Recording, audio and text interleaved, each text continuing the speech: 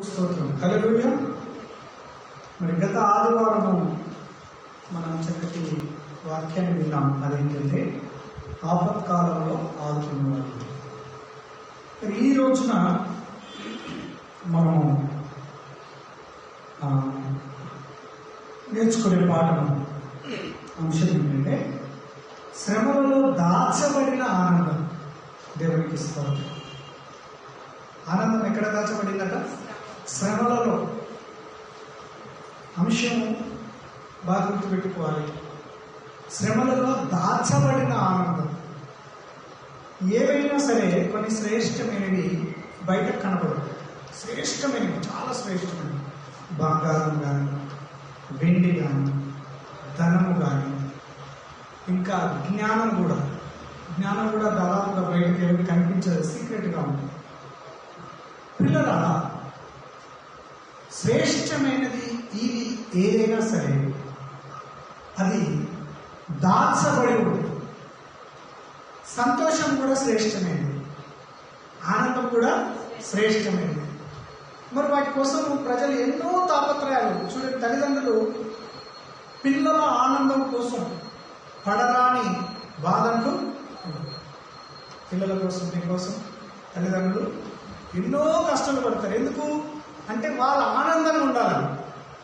నేను ఇంత కష్టపడుతున్నాను, తల్లిదండ్రులంగా మేము ఇంత కష్టపడుతున్నాము, మాలాగా మా పిల్లలు కష్టపడకూడదు అనేటువంటి ఒక ఆలోచనతో తల్లిదండ్రులు చాలా కష్టపడి వారి ఆనందాన్ని వెతుకుతారు.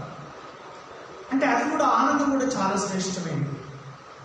అయితే దేవుని పిల్లలుగా మరి మనకు ఎప్పుడు ఆనందము, ఎప్పుడు మనకు ఆ లోతైన ఆనందం మనకు దొరుకుతుంది, ఆ శాశ్వతమైన ఆనందం దొరుకుతుంది అంటే అది ఒక చోట దాచబడి ఉంది.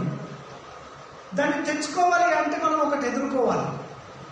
ఈరోజు మనకు డబ్బులు రావాలి అంటే కష్టపడాలి. అలాగే మనకు ఆనందం రావాలంటే శ్రమల మధ్యలో అది దాచబడి ఉంది. శ్రమల వెనకాల ఉన్న ఆనందాన్ని మనం తెచ్చుకోవాలి అంటే ఈ శ్రమలను మనం ఫేస్ చేయాలి, ఎదుర్కోవాలి. అప్పుడు దాని బ్యాక్లో ఉన్నటువంటి ఆ ఆనందము మనకు దొరుకుతుంది. మనము ఎవరు పరుగు పందెంలో పరిగెత్తేవాడిని కానీ, టెన్నిస్ ఆడేవారిని కానీ మనం చూస్తే వాళ్ళు చెమటలు కార్చుతారు, చెమటోడ్చి భయంకరమైన ప్రయాసపడతారు. ఆ ట్రోఫీ వారికి వచ్చిన తర్వాత ఈ చెమటనంతా వాళ్ళు, ఈ కష్టానంతా వాళ్ళు మరచిపోతారు. అంటే ఈ ట్రోఫీ వారి ఆనందము అది వారి చేతిలోకి రాలేదు. ఆ చేతిలోకి వచ్చే వరకు వారు చేసే ప్రయత్నాలు ఏంటంటే చాలా ఉంటాయి. ఇక్కడ మన జీవితంలో కూడా ఆనందం రావడానికి దానికి ముందు కొన్ని పరీక్షలు, శ్రమలు, రకరకాల శోధనలు మనకున్నాయి. వాటిని ఖచ్చితంగా మనం దాటాలి. దేవునికి స్తోత్రం. ఖచ్చితంగా మనం దాటాలి. దాటిన తర్వాత ఆ ఆనందం మన కష్టం మళ్ళీ గుర్తుపెట్టుకోండి. ఖచ్చితంగా ఒక అథ్లెట్, ఒక ఆటగాడు ఎంత ట్రైనింగ్ చేసి, ఎన్ని రకాలుగా ప్రయాసపడి, ఎన్ని విధాలుగా ప్రాక్టీస్ చేసి నా తర్వాత అతని యొక్క ఆట స్థలంలో అతని ప్రతిభను కూడా చాలా ప్రయాసంతో నిరూపించారు. ప్రత్యర్థి మీద కసితో పోరాడాలి. అప్పుడు ఆ ట్రోఫీని చూస్తూ ఉంటాడు, పోరాడుతూ, అది నేను అందుకోవాలి, ఆ గిఫ్ట్ నేను అందుకోవాలి, ఆ కిరీటం నేను పెట్టుకోవాలి అని. ఎప్పుడైతే ఆ ట్రోఫీ చేతులకు వస్తుందో, లేదంటే ఆ కిరీటం తనపైకి వస్తుందో, ఆ క్షణాన తన ట్రైనింగ్ లో కష్టపడిందంతా, తన యొక్క ప్రాక్టికల్ కష్టపడిందంతా, ఆ యొక్క ఆట స్థలంలో కష్టపడిందంతా క్షణంలో మర్చిపోతాడు, నవ్వుతూ ఉంటాడు. క్షణంలో మర్చిపోతాడు, ఇంకా గుర్తుండదు. కారణం ఏంటంటే ఆనందంతో అది సమానమైనది కాదు. చూద్దాం మనం దేవుని వాక్యంలో ప్రభువు ఏమని సెలవించారో. యోహాను సువార్త 16వ అధ్యాయము 33వ వచనం.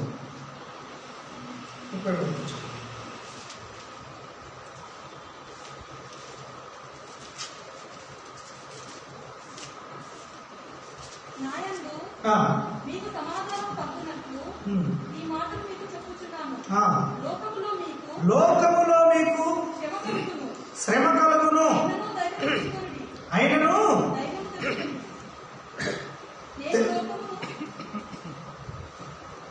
లోకములో మీకు శ్రమ కలుగును, అయినను ధైర్యము తెచ్చుకొనుడి, నేను లోకమును జయించి ఉన్నాను. చూడండి, లోకములో మీకు ఏం కలుగుతుంది? లోకంలో ఎవరు మీకు శ్రమ కలుగుతుంది. ప్రత్యేకంగా దేవుని పిల్లలమైనటువంటి మనకు శ్రమ కలుగుతుంది. రకరకాలుగా శ్రమ కలగవచ్చు. ఉదాహరణకి మనకు కలిగే శ్రమ, మొట్టమొదటి శ్రమ ఆర్థిక శ్రమ. ఎందుకంటే మనము ఇతరుల వల్ల అన్యాయంగా సంపాదించలేము, అబద్ధమాడి సంపాదించలేము, అక్రమంగా సంపాదించలేము. ఇవన్నీ మనకు ఒక అడ్డుగోడలుగా ఉండటం వల్ల మనం ఆ ధనాన్ని కానీ ఆ డబ్బుని కానీ సంపాదించలేక మన ఎదుగు డబ్బు రాదు. మొదటి శ్రమ. రెండవ శ్రమ, మనకి ఇష్టం వచ్చినట్లుగా మాట్లాడలేము, మనకు నచ్చినట్టుగా మనం మాట్లాడలేము లోకంలో. ఎందుకంటే ప్రభువు మనల్ని రక్షించాడు కాబట్టి ఇతరులు ఇష్టానుసారంగా మన ఫ్రెండ్సే కానీ మన ఇరుగు పొరుగు వాళ్ళే కానీ ఎవరైనా మాట్లాడినంత ఫ్రీగా మనం మాట్లాడలేము, మనం ఉండలేము ఆ విధంగా. అది కూడా మనకు శ్రమే, ఒక శ్రమ. అది కూడా మనకు ఒక శ్రమే. అయితే ప్రియమైన దేవుని సంగమా, ఇది కూడా ఒక శ్రమ. ఒకటి ఆర్థికంగా శ్రమ, రెండవది మనం బయట ప్రజలతో ఇష్టానుసారంగా ఉండలేకపోవడం మనకు కూడా ఒక శ్రమ. అయితే ప్రభు అంటాడు ఇటువంటి శ్రమలు మీకు ఉంటాయి. మూడవది ఏంటంటే ప్రభువు నిమిత్తము శ్రమ. ఏమిటండి? ప్రభువు నిమిత్తము శ్రమ కదా. ప్రభు కోసం మనం శ్రమ పడతాం. ఏ విధంగా అంటే ప్రభువును విశ్వసించినందుకు శ్రమ. కంప్లీట్గా నేను బాగా ఆలోచిస్తూ ఉంటున్నాను ఏంటంటే ఇప్పుడు మన భారతదేశంలో ప్రస్తుత కాలంలో చూస్తే మనం ఆపోజిట్గా ఉన్నాం. ఈ లోకానికి మనం కంప్లీట్ ఆపోజిట్. వాళ్ళ ఆలోచనలు మనం చేయము, వాళ్ళ ప్రవర్తన మనం ప్రవర్తించము, వారి వాళ్ళ రోజులు మనం లెక్క పెట్టము, దినములు మనం చూడము, శకునము మనం చూడము, అలాగే వారాలు మనం చూడము, మన అమావాస్య పౌర్ణములు మనం చూడము, ఆ తర్వాత ఈ డేట్ ఆ డేట్ ఆ రోజు ఈ వారం అనేది మనం ఏమి చూడము. మనం దేవునిపైనే దృష్టిలు వెళుతూ ఉంటే వాళ్ళు అనుకుంటారు, ఏమనుకుంటారంటే అయ్యో వీళ్ళేంది మనలాగా జీవించట్లేదు, మనం చేసినట్టు చేయట్లేదని మనల్ని ప్రభువు నిమిత్తమై మాటలతో హింసిస్తారు. దేనితోనండి? మాటలతో హింసిస్తుంటారు, చూపులతో హింసిస్తూ ఉంటారు. ఈ విధంగా చిన్నగా చూడడం, వేరుగా చూడడం చేస్తూ ఉంటారు. ఇవి ప్రభువు నిమిత్తమై మనకు వచ్చే శ్రమలు. అయితే ఈ శ్రమలు కలుగుతాయని ప్రభువు ముందే చెప్పాడు. ప్రభు అంటాడు ఈ లోకంలో మీకు శ్రమ కలుగును. బాగా వినాలి. మనము దేవుని వాక్యాన్ని అర్థం చేసుకుని ముందుకు వెళ్ళినప్పుడు మనం ధైర్యంగా ఉంటాం. ఈ లోకంలో ఉన్నన్ని రోజులు మీకు ఏం కలుగుతుంది అంటే శ్రమ కలుగుతుంది, శ్రమ కలుగుతుంది. కానీ ప్రభు ఏమంటున్నాడు?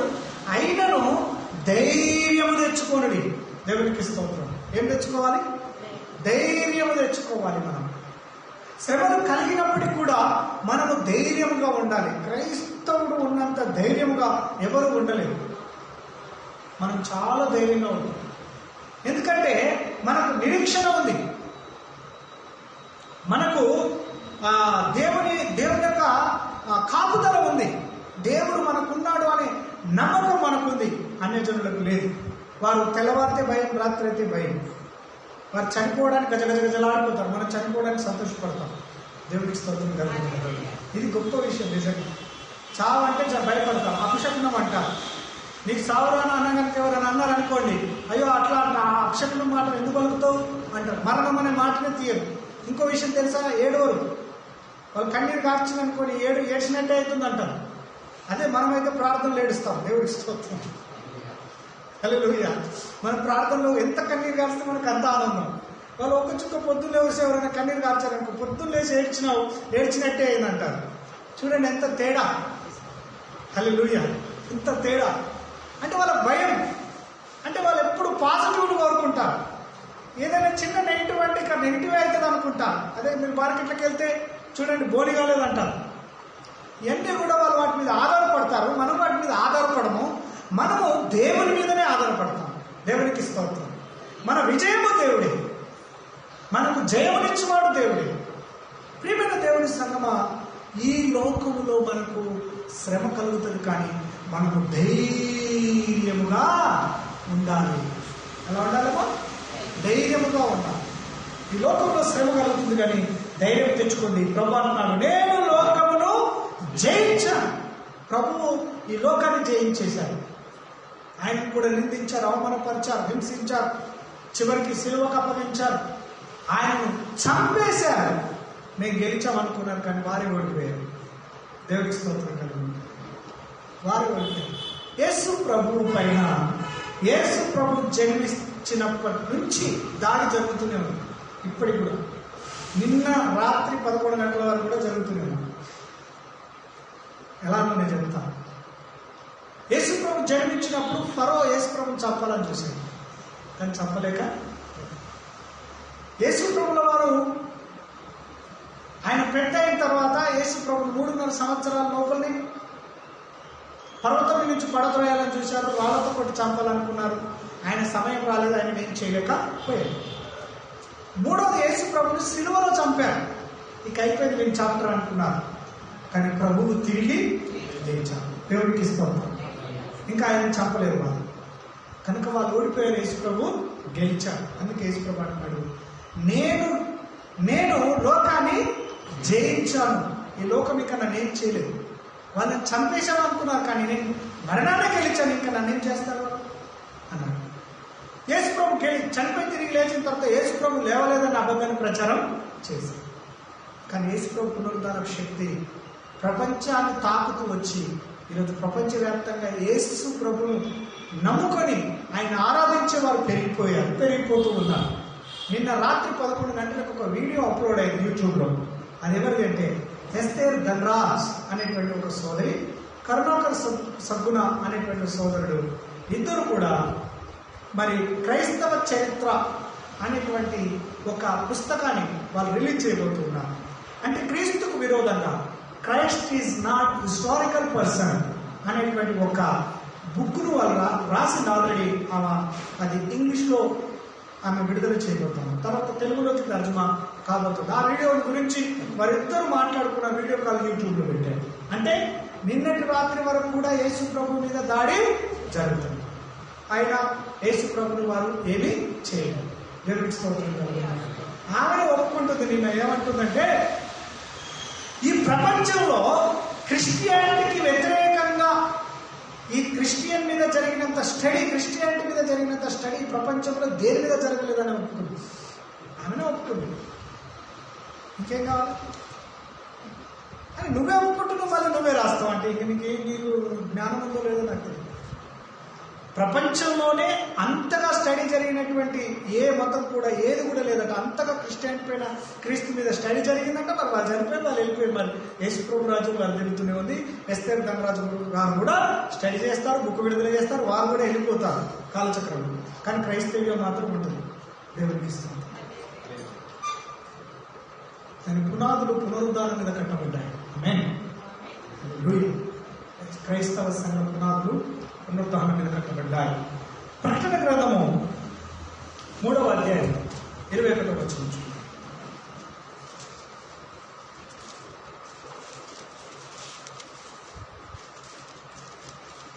దానికి అదృశ్యమైన బాప్తిస్మం 3:21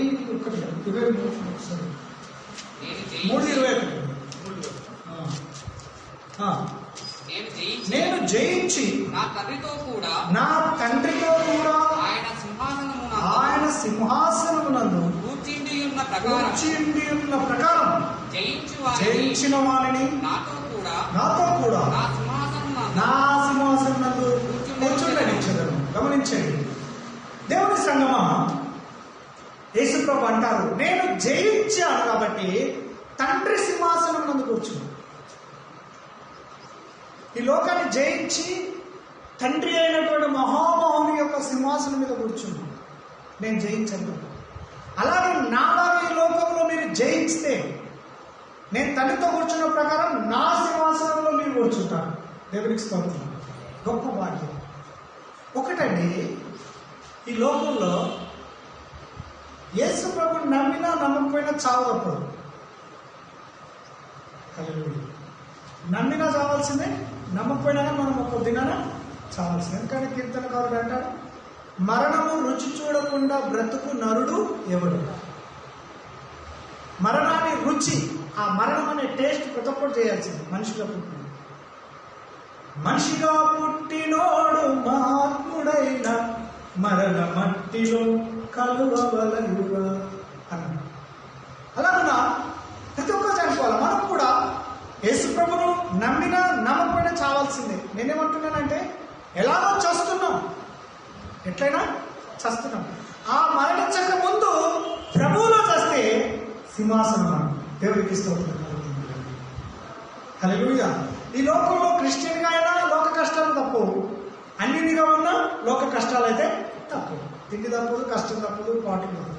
అది ఏ రుట్లున్నా దేవుళ్ళకి వచ్చినంత మాత్రాన మనం దేవుడు ప్రతిరోజు మన ఇంట్లో భోజనం రెడీ చేసి పెట్టాడు. మనం కష్టపడి సంపాదించుకోవాల్సిందే. మిగతా కష్టాలన్నీ ఇతరులాగే మనకు ఉంటాయి, కానీ కొంచెం అడిషనల్ మనకు శ్రమ ప్రభువుని బట్టి ఉంటాయి. దాని వెనుకాల దేవుడు ఆనందం ఉంచుతారన్న సంగతి మనకు తెలియజేస్తున్నాడు. కాబట్టి యేసు ప్రభువుల వారు జయించారు, మనము కూడా జయించాలని ప్రభు కోరుతున్నాడు. ఈ లోకాన్ని వాళ్ళు ఏమన్నా అనుకోనండి, మనం పట్టించుకోం. దేవుడికి స్తోత్రం. పట్టించుకోకుండా మనం ధైర్యంగా ముందుకు వెళ్ళాలి. పేతురు రాసిన మొదటి పత్రిక 4వ వచనం చూద్దాం.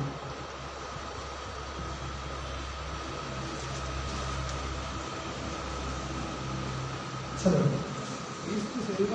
క్రీస్తు శరీరమందు శ్రమ పడెను గనుక మీరును అట్టి మనసును ఆయుధముగా దేనిగా ఆయుధంగా ధరించుకోండి. ఆయుధం అంటే ఏంటండి? స్పెట్స్ ఒక ఆయుధం చూడడానికి, ఫోన్ మొబైల్ ఒక ఆయుధం మాట్లాడటానికి, ఈ మౌత్ ఒక ఆయుధం మీ అందరికి వినిపించడానికి. ఇలా మన ఆయుధాలు పనిచేస్తాయి. ఖడ్గం ఒక ఆయుధం, కత్తి ఒక ఆయుధం చెట్లను నరకడానికి, కూరగాయలకు వస్తే కత్తి ఒక ఆయుధం కూరగాయలు కట్ చేయడానికి కదా. ఇలా మన ఆయుధాలు వాటి పనిచేస్తాయి. అలాగే శ్రమ కూడా ఒక ఆయుధం. ఈ లోకాన్ని జయించడానికి మన దగ్గర ఉన్న ఒక ఆయుధం ఏంటంటే శ్రమ పడడం. దేవునికి ఇష్టం. మన దగ్గర ఉన్న ఆయుధం ఏంటి? శ్రమ పడడం. శ్రమ పడడము మన యొక్క ఆయుధం. ప్రభు శ్రమ పడాను కనుక మనం కూడా క్రీస్తు శరీరమందు శ్రమ పడ్డాడు కాబట్టి మనం కూడా శరీర విషయంలో శ్రమ పడుతూ జ్ఞానం కలిగి ముందుకెళ్తూ ఆ శ్రమను ఆయుధంగా మలుచుకోవాలి. ఆయుధంగా మలుచుకోవాలి. ఆ శ్రమను మనం ఆయుధంగా ధరించినప్పుడు ఈ లోకం మనల్ని ఏం చేయలేదు. ఏ కష్టానికైనా రెడీ, ఏ కష్టానికైనా రెడీ, దేనికైనా రెడీ. ఉపవాసం ఉండడానికి రెడీ, ఒక 2 జతల గుడ్డలతో నేను జీవించడానికి రెడీ, ఒక పూట భోజనం చేసి బ్రతకడానికి నేను రెడీ. ఈ లోకమంతా నన్ను నిందించిన అనుభవించడానికి నేను రెడీ. ఎవరు నాతో మాట్లాడకపోయినా నేను ఒంటరిగా ఉండి దేవుని ప్రార్థించుటకైనాను రెడీ. ప్రతిదానికి రెడీ అని మనము ఆ శ్రమలన్నింటిని ఆయుధంగా మలుచుకున్నప్పుడు మనల్ని ఎవరేమి చేయలేరు. దేవునికి స్తోత్రం కలుగుతున్నారు. హల్లెలూయా, హల్లెలూయా. ప్రియమైన దేవుని మరొక మాట చూడండి. క్రీస్తులో శ్రమలు వలన కలిగే ఆశీర్వాదం. అదే మొదటి పేతురు 4:12-14.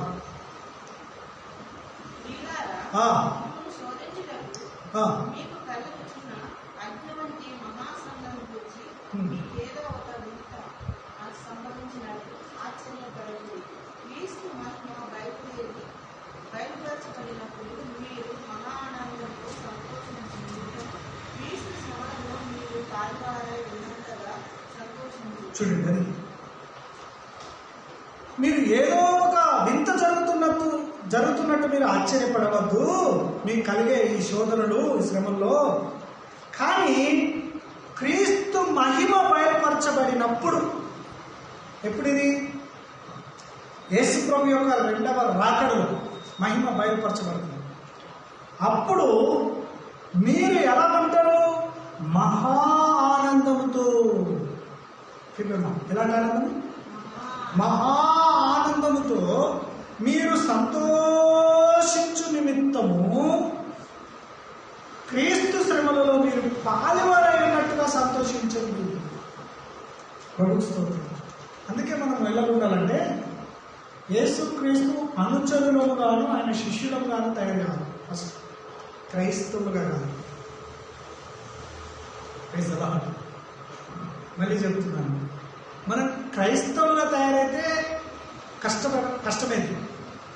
కానీ యేసు ప్రభువుకు మనం అనుచరులం కావాలి, లేదంటే శిష్యులం కావాలి.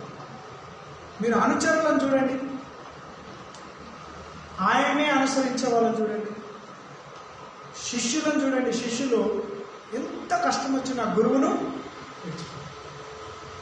అందుకే యేసు ప్రభువుల వారు కూడా కోరుకునేది ఏంటంటే, మీరు సర్వలోకానికి వెళ్ళి సర్వ సృష్టికి సువార్త ప్రకటించి సమస్త జనులను మీరు శిష్యులుగా చేయండి, క్రైస్తవులుగా ఉంది.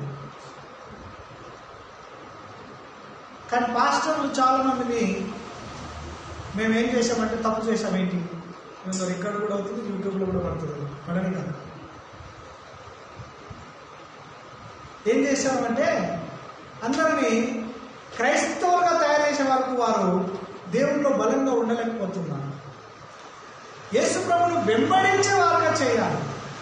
యేసు ప్రభువును ఆయనను అనుసరించే వారుగా, ఆయన శిష్యులుగా ఉన్నట్లుగా చేస్తే యేసు ప్రభువును అనుసరించి వారు జీవించినప్పుడు ఈ లోకం వారిని ఏమీ చేయదు. అందుకే పేతురు అంటాడు, ఏమంటున్నాడు అంటే కదా, క్రీస్తు శ్రమలలో మీరు పాలివారై ఉన్నంతగా. మనం పాలులమైపోం. పాలులు అంటే ఎంత పవర్ ఉంటుందండి, ఎలాంటి పావులలో కూడా పాలు పంచుకుంటాం. అని పాలు ఎందుకంటే పాలు ఎందుకంటే పాలకి అందులో 1 పైసా వచ్చినా సరే, 1 రూపాయిలో ఆ 25 పైసలు పావలాయని నాకు ఇచ్చేసి నా పాలది నేనేమైనా చేసుకున్నా, నా పాలైతే పక్కన పెట్టాలి, నా పాలు పెట్టి తీసుకుంటాను. అలాగే శ్రమలు, యేసు ప్రభు శ్రమలలో కొంత పాలు మనం పంచుకోవాలి. అర్థమైంటుంది అందరికి. దేవుడికి స్తోత్రం. కొంత పాలు ఏదైనా దయచేసి అర్థం చేసుకోండి. ఏదైనా ప్రభు కోసం మీకు కష్టం వస్తుంది, మీ వ్యక్తిగత విషయాల గురించి కాదు, మీ ప్రభు గురించి. ప్రభు విషయంలో నీకు ఏదైనా కష్టం వచ్చిందంటే దాన్ని ఏమనుకోవాలంటే, నా కోసం ప్రభు కష్టాన్ని నాకు కొంత పంచిది కావచ్చు అనుకోండి. దేవుడికి స్తోత్రం. ఇంత ధైర్యం. సో నేను కూడా అనుకోవాలి, దేవుడి సేవకునిగా ఏదైనా ప్రభు కోసం నాకు కష్టం వస్తే, యేసు ప్రభు కొంచెం కష్టం నాకు పంచిచ్చాడు కనుక నేను ఇది పాలు పంచుకోవాలి, నేను మోయాలి, భరించాలి అని నేను అనుకున్నప్పుడు ఇక నేను వెనుకకు అడుగు వేయను. అలాగున మీరు కూడా వెనుకకు అడుగు వేయరు. కానీ డైనామాలో ఉండి, లేకపోతే యేసును నమ్ముకుంటే మనం బాగా ఉంటామని అనుకుంటే పొరపాటు పడతాం. అలా కాదు, మనకుంది గొప్ప ఆనందం. అది ప్రభువు బయలుపరిచినప్పుడు మనం ప్రభు యొక్క రాకడలో మనం చాలా గొప్ప ఆనందాన్ని దేవుడు మనకి ఇవ్వబోతూ ఉన్నాడు. చెప్పలేనని మరి గిఫ్ట్లు దేవుడు మనకి ఇవ్వబోతూ ఉన్నాడు. అయితే ఈ లోకంలో మాత్రము ఆయనను మనం మనసారా వెంబడించాలి. దేవుడికి స్తోత్రం. ఆయనలాగానే జీవించాలి, ఆయన వల్ల నడుచుకోవాలి. అప్పుడు మనల్ని ఈ లోకం ఏమీ చేయదు. యేసు ప్రభు లోకాన్ని జయించాలి. దేవుడికి స్తోత్రం. ప్రస్తుత కాలపు శ్రమలు మహాశ్రమల కాలపు శ్రమలు కావు. చాలా మంది ఏమనుకుంటారంటే, మామూలు కష్టాలు కదయా దేవుడి పిల్లలు అనుకుంటున్నారు. అసలు మనం శ్రమల కాలంలో లేవు, మహాశ్రమల కాలంలో లేవు. మరి ఎలాంటి శ్రమలలో ఉన్నాము చూడండి. మత్తయి సువార్త 24వ అధ్యాయం 19 నుంచి 21. ఈ శ్రమలు మనకు లేవు. ఆ శ్రమలను చూడండి ఎలా ఉంటాయి. ఆ శ్రమలలోకి మనం వెళ్ళము అసలు. 24వ అధ్యాయం 19 నుంచి 21. 24వ అధ్యాయం మత్తయి సువార్త 24వ అధ్యాయం 19. నేను కొంచెం స్పీడ్గా చదువుతాను. 19వ వచనం. అయ్యో అన్నాడు యేసు. ఏమన్నాడు? దేవుడే అయ్యో అన్నాడంటే ఎంత కష్టం ఉండాలి కదా. దేవుడే అయ్యో అన్నాడంటే అది ఎంత కష్టం ఉండాలి. అంత కష్టం ఇప్పుడు మనకు లేదు. ప్రజలా ఇవన్నీ మన కోసం వస్తున్న కష్టాలు, దేవుడి కొరకు వస్తున్నాయి కదా. కానీ దేవుడి నిమిత్తమై ఈ లోకానికి వచ్చే లోకవ్యాప్తంగా, యూనివర్సల్, విశ్వవ్యాప్తంగా, సార్వత్రికంగా వచ్చే శ్రమలు ఉన్నాయి. అవి ఇంకా రాలా. అవి వస్తే ఎంతమంది ఉంటారో, ఎంతమంది ఊడతారో. దేవుడికి స్తోత్రం. దేవుడిలో ఎంతమంది నిలబడతారో, ఎంతమంది ఊడిపోతారో. జల్లడబట్టే టైం రాలేదు. అది దేవుని కృపను బట్టి సంఘానికి రాదు. ప్రభు తీసుకుంటాడు సంఘాన్ని. విడవబడ్డ వాళ్ళకు వస్తుంది అది, విడిచిపెట్టబడ్డ వారికి వస్తుంది అది ఆ శ్రమ. ఆ శ్రమలలో ఇప్పుడు ఉంటాము లేవు మనం. అందుకని మనం సంతోషించాలి. మనం అందుకని ఆనందించాలి. ఏమిటా శ్రమ? యేసుప్రభు అన్నాడు అయ్యో అన్నాడు అని ఏమంటున్నాడు? ఆ దినములలో గర్భిణులకు శ్రమ మహాశ్రమ ఏం కలుగుతుందంట? మహాశ్రమ. చిన్న శ్రమ కాదు, శ్రమలు వేరు, మహాశ్రమ.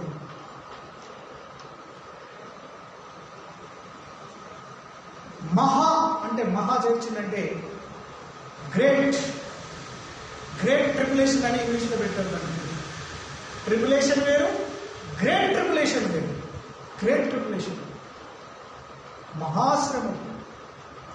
మహాశ్రమ కలుగును కనుక మీరు పారిపోవట చలికాలం అందైనను విశ్రాంతి దినమందైనను సంభవించకుండా మీరే ప్రార్థన చేయండి.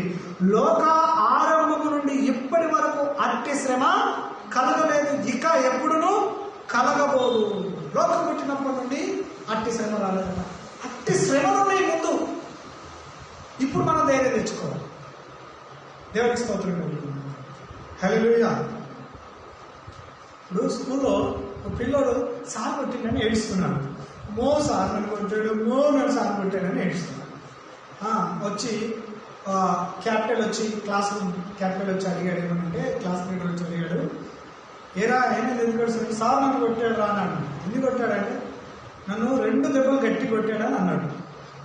అప్పుడు ఈ క్లాస్ లీడర్ అంటున్నాడు, రే నిన్ను 2 దెబ్బలు కొట్టింది కానీ నీ ఎనుకున్నోని 10 దెబ్బలు కొట్టాడు రా అని చెప్పాడు. ఇప్పుడు వీడు ఏం చేసుకోవాలి?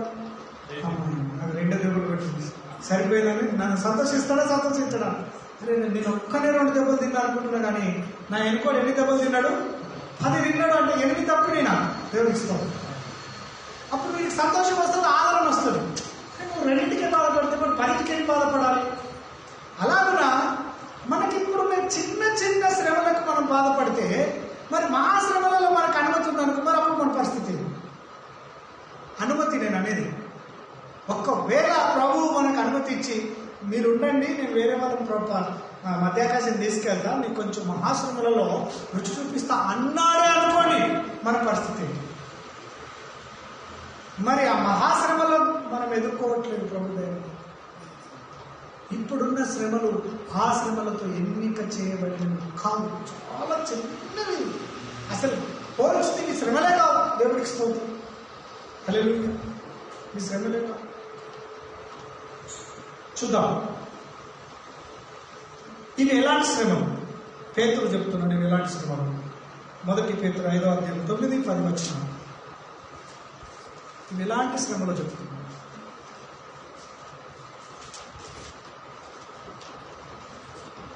చూడండి 5:9.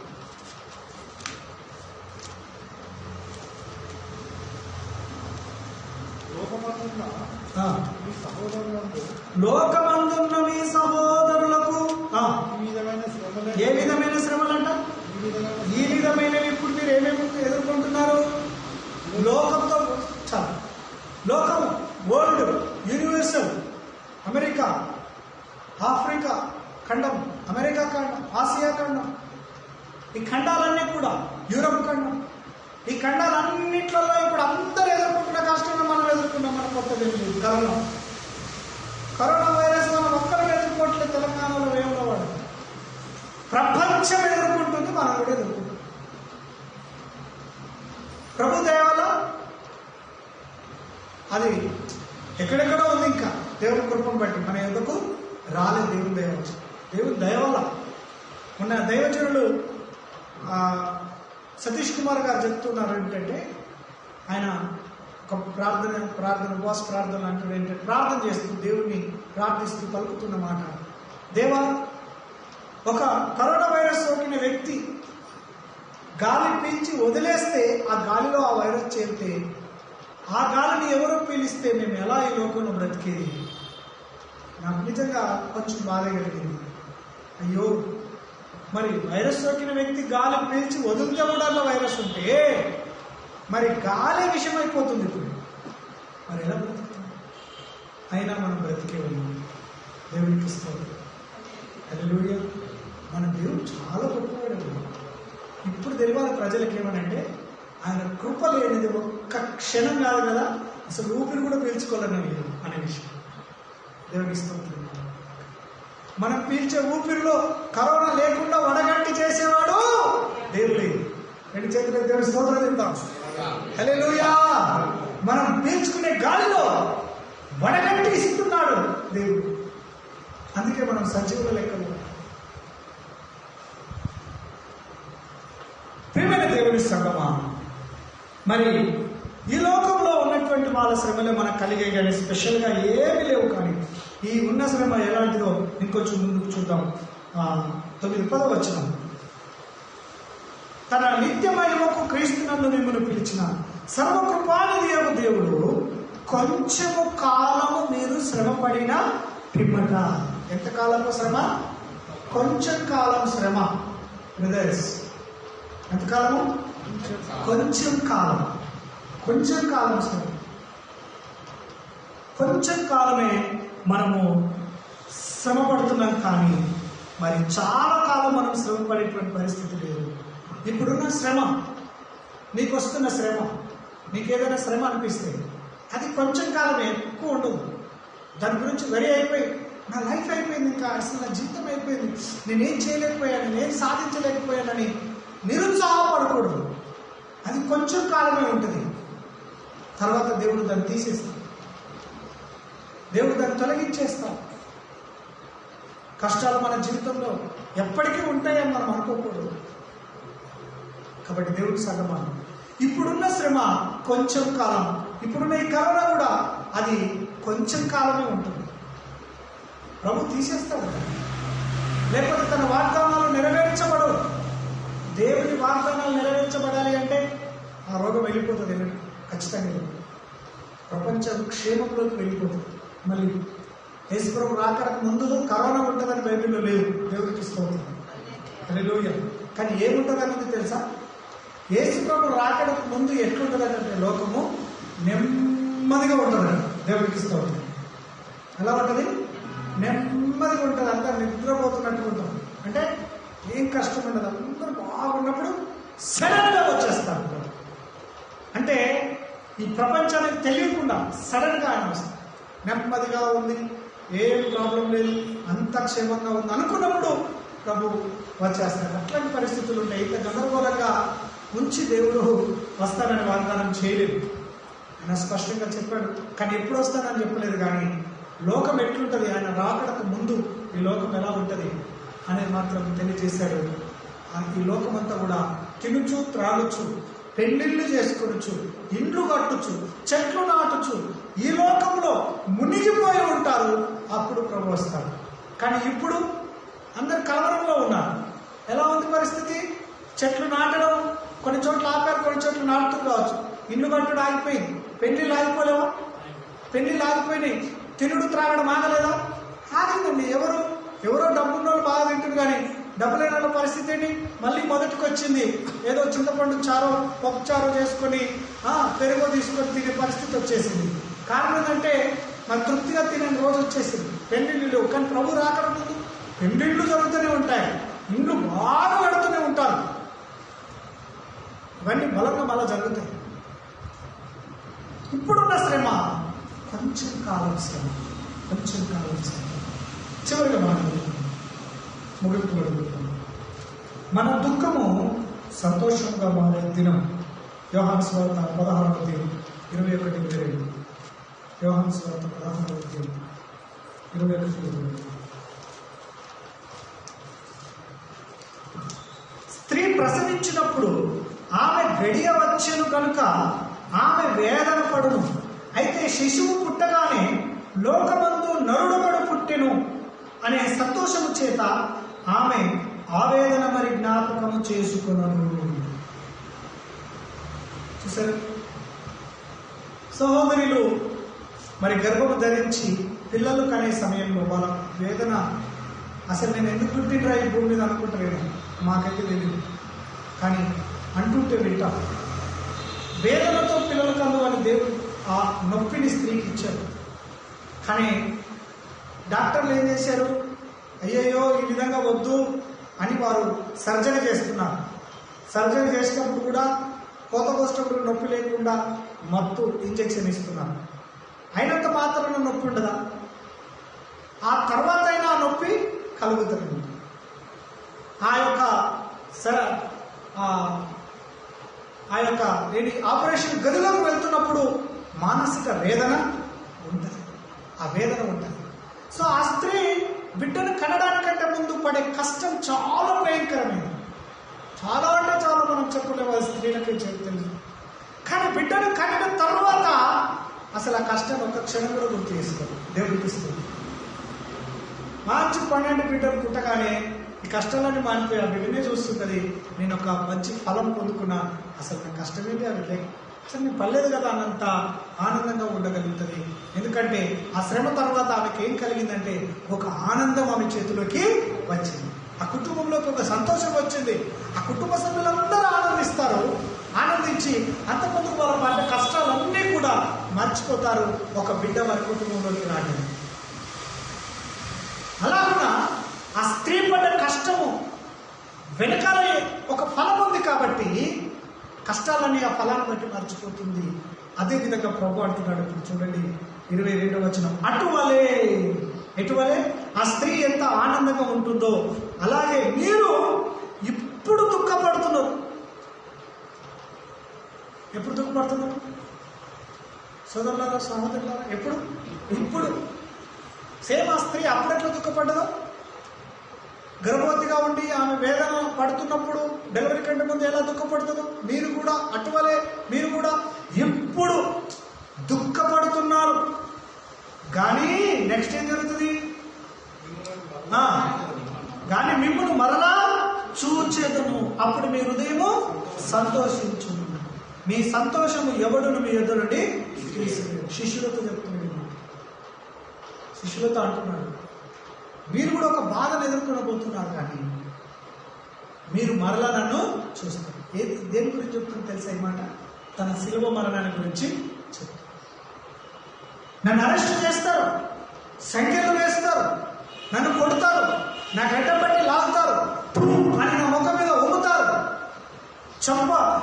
నా యొక్క చెంపల పైన అరచేతులతో కొడతారు, నన్ను హింసిస్తారు, మీరంతా పారిపోతారు, మీరు దుఃఖాన్ని ఎదుర్కొంటారు, కష్టాన్ని ఎదుర్కొంటారు, మీ గుండె అదిరిపోతుంది, కాపరి మీకు కొడితే గొర్రెలు చెదిరిపోయినట్టుగా మీరు చెదిరిపోతారు, నన్ను తీసుకెళ్తారు, సిలువకేస్తారు, కొరడాలతో కొడతారు, మొలలతో కొట్టి శిలలతో కొట్టి సిలువేస్తారు, నన్ను చంపేస్తారు.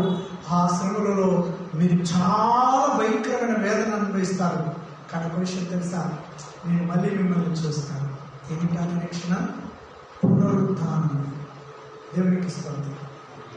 ఏంటది? పునరుద్ధానం. మేము మళ్ళీ చూస్తాం.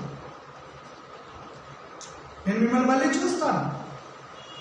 గమనించండి, శిష్యులతో చెప్తున్నాడు అన్నమాట, క్రైస్తవులకు కాదు, లేకపోతే సంఘానికి కాదు, శిష్యులతో చెప్తున్నాడు ఆ సబ్జెక్ట్, ఆ సందర్భాలు. మళ్ళీ ఎప్పుడు చూస్తాను? పునరుద్ధానుడై మిమ్మల్ని చూస్తాను. చూడండి ఆ ప్రభు ఇచ్చిన వాగ్దానం ఎలా వారి జీవితంలో నెరవేరింది. లూకాసు వార్త 24వ అధ్యాయం 49వ వచనం. లూకాసు వార్త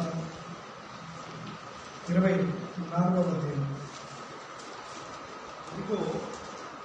ఆ తండ్రి వాగ్దానం చేసినది మీ మీదికి పంపుచున్నాను. ఓకే, మీరు పైనుండి శక్తి పొందువరకు పట్టణంలో లూకానైనా చదివి పైనుంచి శక్తి పొందు వరకు పట్టణంలో నిలిచి ఉండని వారిని చెప్పారు. ఓకే, ఇంకా కంటిన్యూషన్. ఆయన బేతనియా వరకు వారిని తీసుకొని పోయి చేతులెత్తి వారిని వారిని ఆశీర్వదించుచుండగా ఆయన వారిలో నుండి ప్రత్యేకింపబడి పరలోకమునకు ఏమయ్యాడు?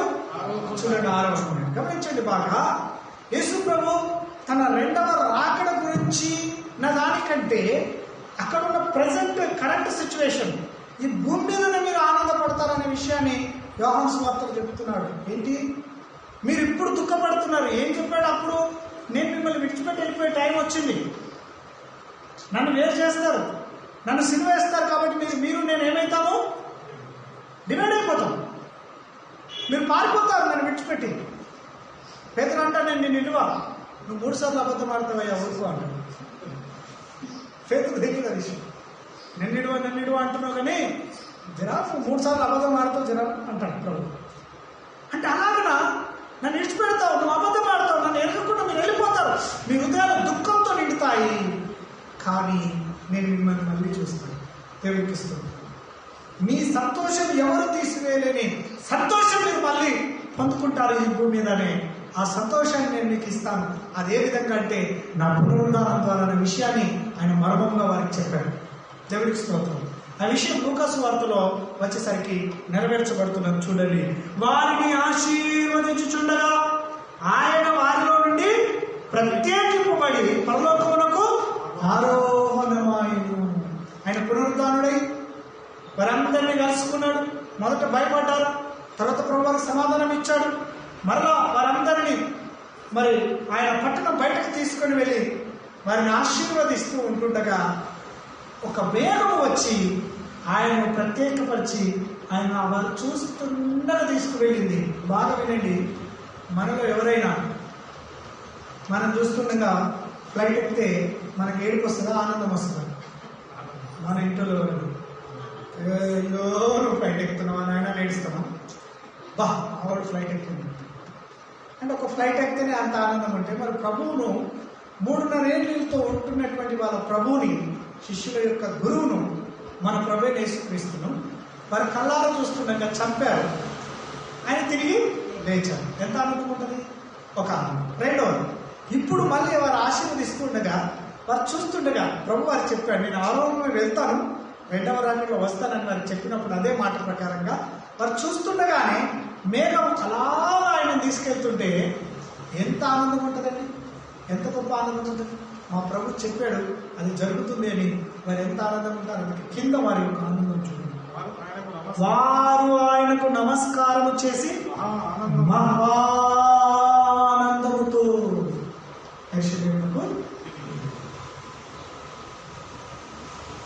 మహా ఆనందంతో వెళ్ళారు. వారికి సంతోషం వచ్చేసింది. దేవుడు ఇచ్చిన వాగ్దానం వారికి నెరవేరింది. మీరు ఇప్పుడు దుఃఖపడుతున్నారు, కానీ నేను మిమ్మల్ని చూస్తాను, మీరు అప్పుడు ఆనందిస్తారు, సంతోషిస్తారు. నేను చెప్పిన మాటలను నెరవేర్చబడ్డాయన్న సంగతి మీకు తెలిసినప్పుడు మీరు గొప్పగా ఆనందిస్తారు అని ప్రభు వారికి తెలియజేశారు. కనుక యేసు ప్రభు చెప్పిన మాటలు వారి జ్ఞాపకం చేసుకొని ఆయన శిలువ వేయబడక ముందు చెప్పిన మాటలన్నీ నెరవేర్చబడ్డాయి కదా అక్షరాలని వారు మహా ఆనందంతో తిరిగి యెరూషలేము వెళ్ళి దేవాలయాన్ని విడిచిపెట్టకుండా ఉపవాసం నుండి రాత్రి పగళ్ళు కృతజ్ఞతాస్తుతులు స్తోత్రాలు చెల్లిస్తూ దేవుని మందిరంలో ఉన్న వేడిన దేవుని సంగమం శ్రమపడ్డారు. వారు కష్టాలు పడ్డారు. దాని వెనకాల చాలా గొప్ప ఆనందం వారికి కలిగింది. ఇంకా కలగబోతుంది 2వ రాకడలో కూడా. యేసుప్రభు 2వ రాకడలో వారు కూడా పునరుద్ధానం అవుతారు. పేతురు హతసాక్షి చేయబడ్డాడు, పౌలు హతసాక్షి చేయబడ్డాడు, అలాగే హతసాక్షి అయ్యాడు, అలాగే మరి తోమా హతసాక్షి అయ్యాడు. ఇలా ఉన్న 12 మంది శిష్యులు, ప్రభు సోదరుడైన యాకోబు కూడా మరి హతసాక్షి అయ్యాడు. వాళ్ళంతా శిరఛేదనాలు చేయబడ్డారు, బల్లెములతో గురించి చంపబడ్డారు, రాళ్లతో కొట్టబడి చంపబడ్డారు, హత్య చేయబడ్డారు ప్రభు నిమిత్తమై, ప్రభు వాక్యం నిమిత్తమై. అయితే ఒక దినాన వారి శరీరాలు మొదట లేస్తాయి. దేవుడికి స్తోత్రం. మొదట లేస్తాయి, ఫస్ట్ లేస్తారు. ప్రభు నందు నిద్రించిన వారు మొదట లేస్తారు. ఆ ఆనందం కూడా వారి తర్వాత పొందబోతున్నారు.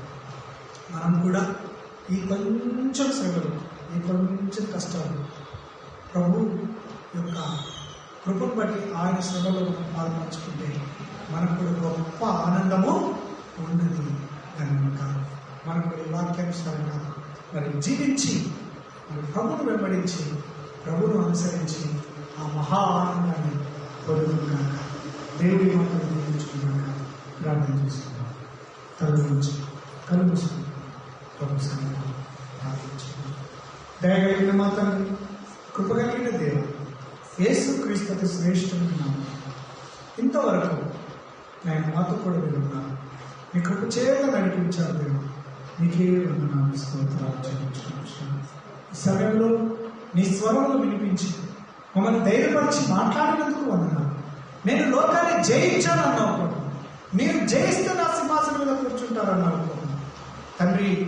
మరి పేతురు భక్తుడు అంటున్నాడు, ఈ లోకంలో ఉన్న శ్రమలు కొంచెం కాలమే కానీ మరి మహాశ్రమలు కాదు. మహాశ్రమలు అవి ఇంకా రాబో కాలంలో జరగబోతున్నాయి. మాకు వాటి విషయంలో అనుమతి అయ్యా, మేము ఇస్తేనే మేము వెళ్తాం, కానీ లేని యెడల మేము అనుభవించలేము. దేవా, ఇప్పటి కాలంలో ఉన్న శ్రమలు స్పెషల్గా మాకే లేవు, కానీ లోకంలో ఉన్న మా సోదరులందరికీ వరల్డ్ వైజ్గా ఉన్న ప్రజలందరికీ కలిగే శ్రమలలో మేము కూడా ఉన్నాం, కానీ మాకు స్పెషల్గా ఏ శ్రమలు కూడా లేవని నీ వాక్యం ద్వారా బయటపరిచావు. తండ్రి, ప్రస్తుతం కలుగుతున్న శోధనలో మేము ఆశ్చర్యపడకుండా ధైర్యముగా విశ్వాసంతో నిరీక్షణతో ముందుకు వెళ్ళడానికి సాయం చేయండి. ప్రతి శ్రమ వెనుక ఒక ఆనందం ఉన్నదన్న సంగతి మాకు తెలియజేసినందుకు వందనాలు చెల్లిస్తున్నాం. కృతజ్ఞతాస్తుతులు చెల్లిస్తున్నాం. ఈ వాక్యం మా హృదయంలో ఫలించి యేసు నామములో అడుగుచున్నాము తండ్రి. ఆమేన్. May God bless you. Thank you. 7